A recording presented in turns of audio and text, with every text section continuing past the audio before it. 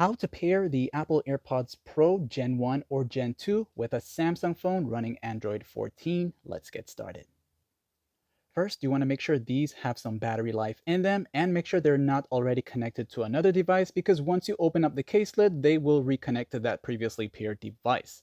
Now that you've unpaired that device to these AirPods here, leaving your case lid open like this here, at the back of the case, you'll see this button right there.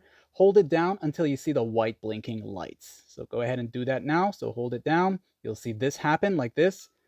And that's going to enable the manual pairing mode for your AirPods Pro. You can let go of the button, make sure the case is open like this here.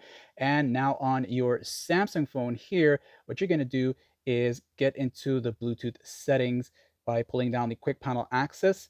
And then you'll see the Bluetooth toggle here. Go ahead and long press that. And the reason you want to long press it is to get to here until you see details to get a full view mode of what's really going on. Now you can turn it on, and you'll just need to do this for the very first time that you're pairing up your AirPods. You'll see the available devices here. Go to AirPods Pro, and you'll see pairing. You'll get the request here. Tap on pair. It's going to connect for you. You'll see the green light on the AirPods, and it'll say connected for calls and audio. Of course, you can tap right there on the settings icon here. And that's going to take you to the other settings so that you can enable it for calls and audio, and also if you need to unpair them. Like and sub.